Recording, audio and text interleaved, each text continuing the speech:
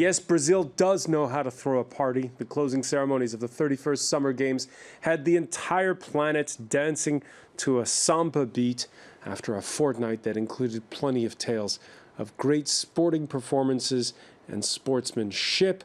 Rio pulled it off. But wait, now comes the bill, and it's a stiff one. We'll look at the unfinished projects, the murky bookkeeping, the Olympic-sized debt, and a regularly scheduled political crisis that resumes this week with the trial in the Senate of Brazil's impeached president, Dilma Rousseff. Can Brazil be proud, or will it regret hosting the Games? What lessons for cities like Tokyo, which hosts the next Olympics, or Paris, which is bidding for 2024? Are they worth it? Today in the France 24 debate, we're looking at what will be Rio's legacy. With us, France 24's Elliot Richardson. Thank you for being with us.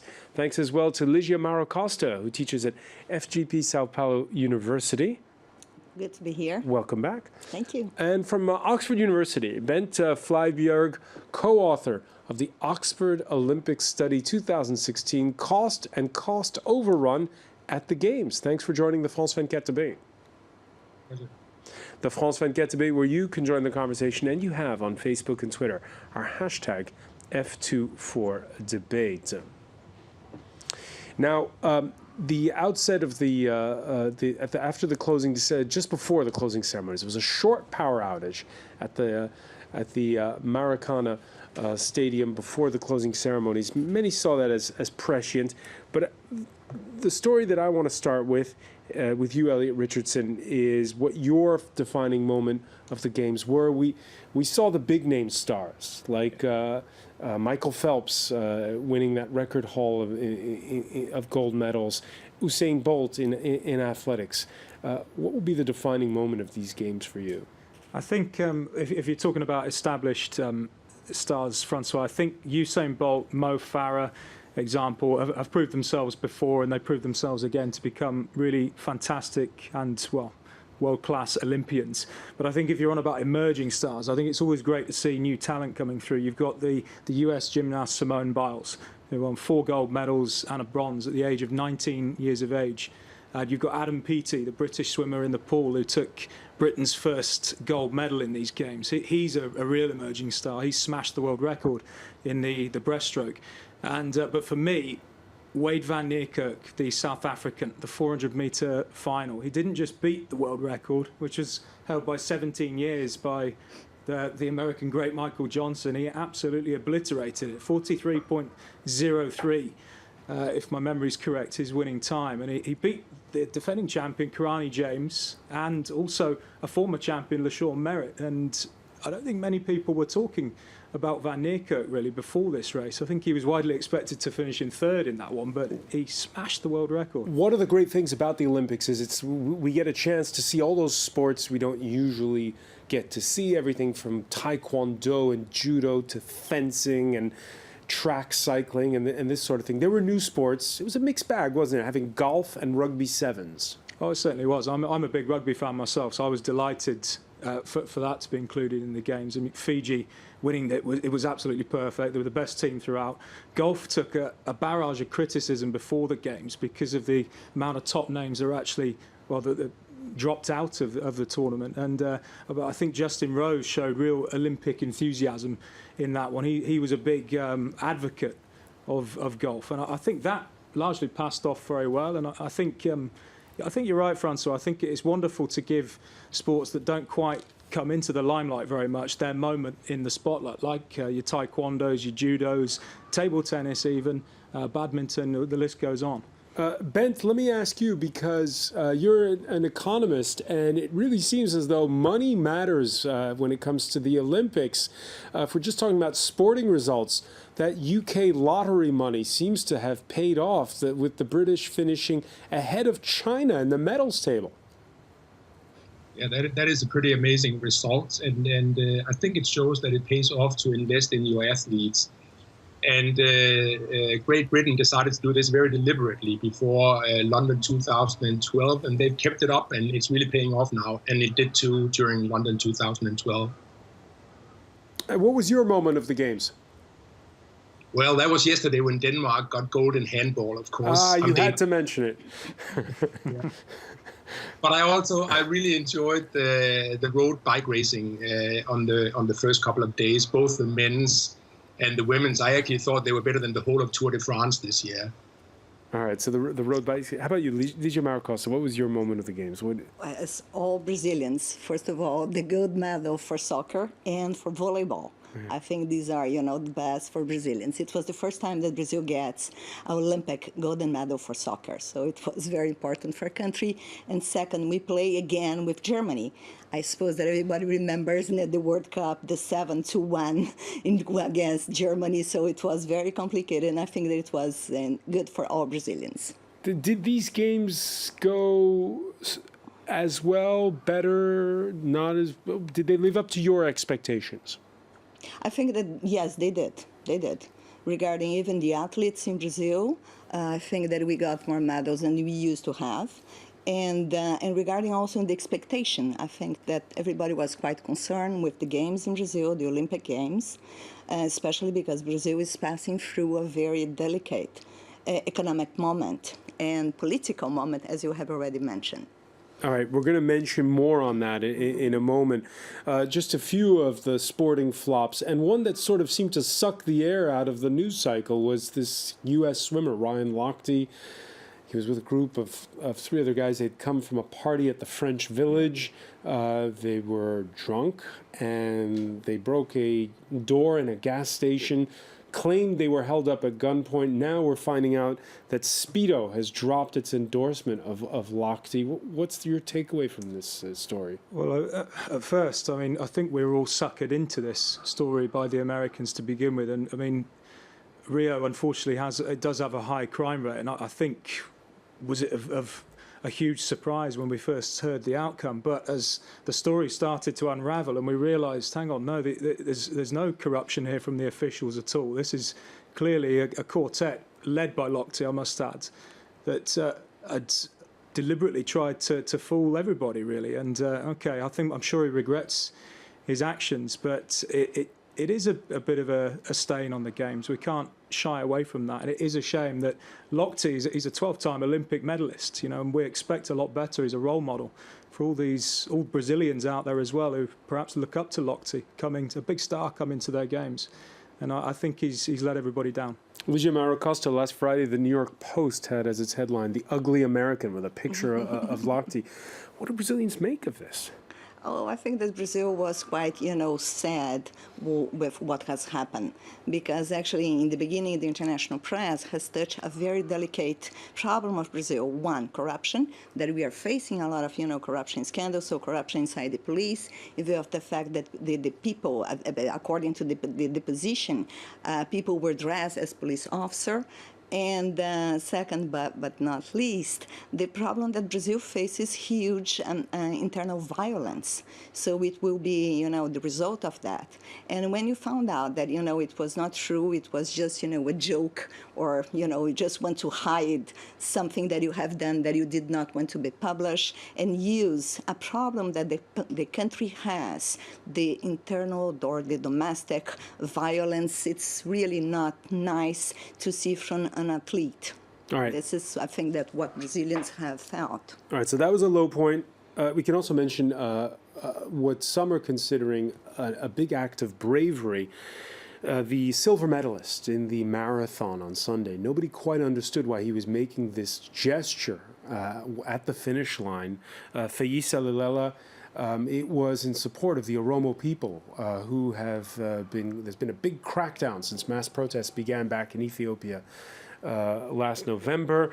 The government this Monday says he will be welcomed home as a hero. Here's what he had to say, Elliot, though. He said at the press conference afterwards, "The Ethiopian government is killing my people, so I stand with all protests anywhere, as Oromo is my tribe. My relatives are in prison. If they talk about democratic rights, they are killed." There was even talk of him asking asylum, although Ethiopia again says he's welcome back home.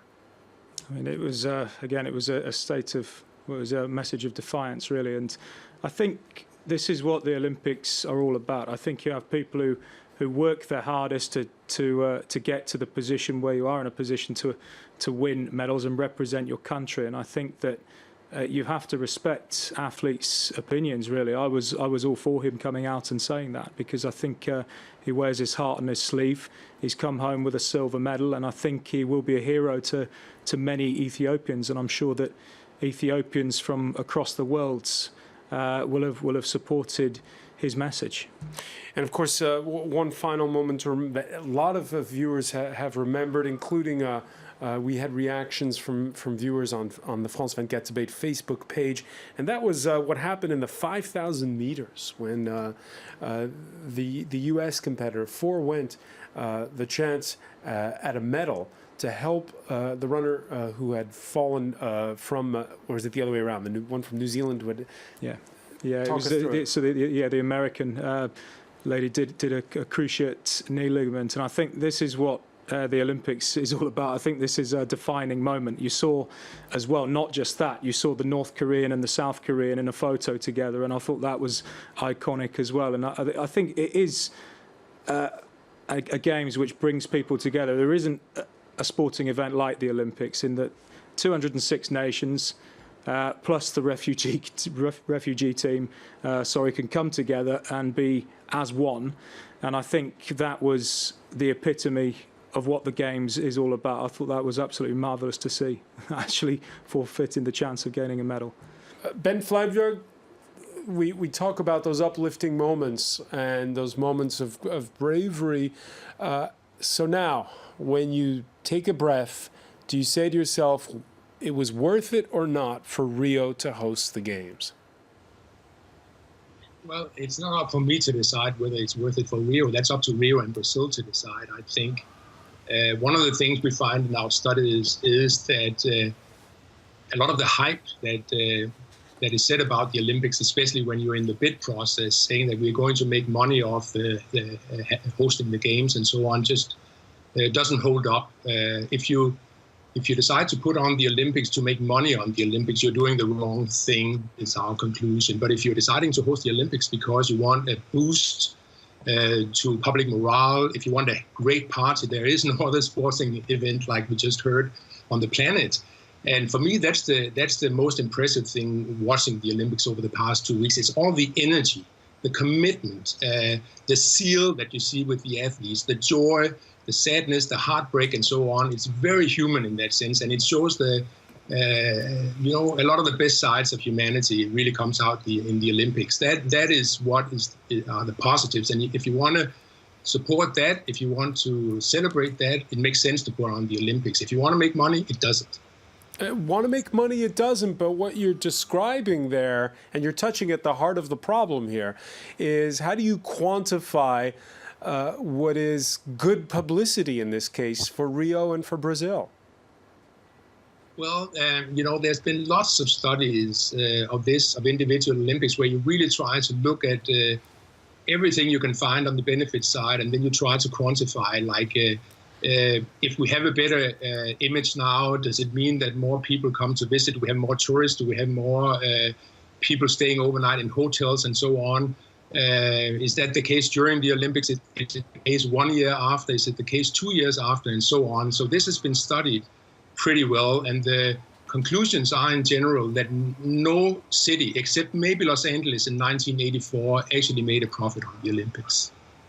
No city actually made money off of it.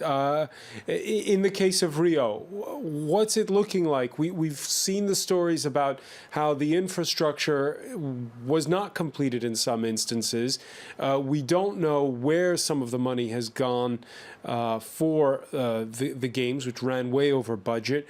What's going to be the final bill for Rio and for Brazil? So we don't know what the final bill is going to be yet, but sort of the preliminary bill is $4.6 billion US dollars. And you're right, there is a cost overrun, or a budget overrun of 51%, so 1.6 billion US dollars. I have to say, though, when we compare this with all the other Olympics since 1960, this is actually not a bad result, The cost overrun is lower in Rio is lower than the average cost overrun. It's in line with the cost overrun since 2000, other Olympics since 2000, and the same with the budget. And in fact, the last Summer Olympics in London was 3 times as expensive as the preliminary figure that we have for Rio. We have to say that some of these numbers are quite uncertain, though, because it's easy to hide expenses. You can hide expenses for the Olympics in parts of the municipal budget, for instance, or other parts of the public budgets, government budgets. So we don't know whether we always have the complete numbers. But even judged on the numbers we have, it's pretty clear that Rio 2016 hasn't cost as much as London 2012, which also you wouldn't expect to be the case. All right, so hard to quantify expenses, hard to quantify benefits. Reaction on Twitter: nice job, Rio. You faced heavy challenges, but did it with class. You threw the world a great party. On to Tokyo, says this viewer.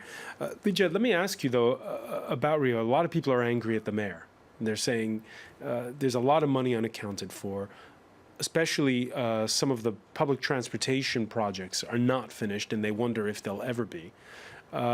Is he accountable, or do you give him an easy ride, listening to Bent there, since it didn't cost as much as, say, London? It did not cost as much as London, only because we didn't have the money anymore.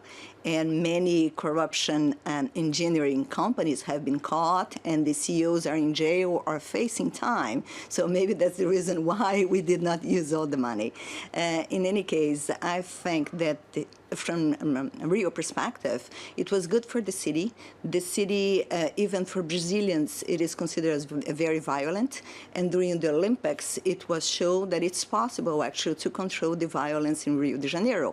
It is true that we had a huge forces controlling that, but I think that it was positive to see that we can solve the problem, one of the problems of the city. Second, regarding public transportation, it's much better than we used to have. So yes, there are a lot to be done that was on the paper and did not show up and did not come up. However, there was one line that it was finished. So public transportation is going to improve in the city.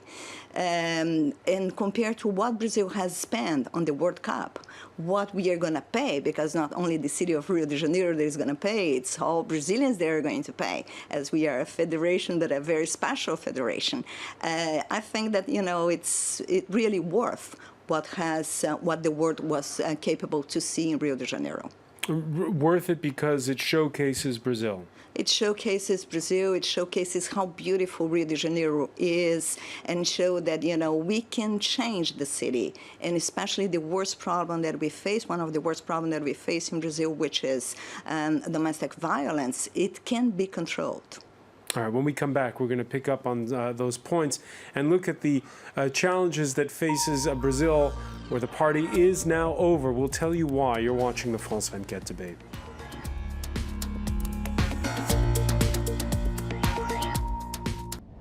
My name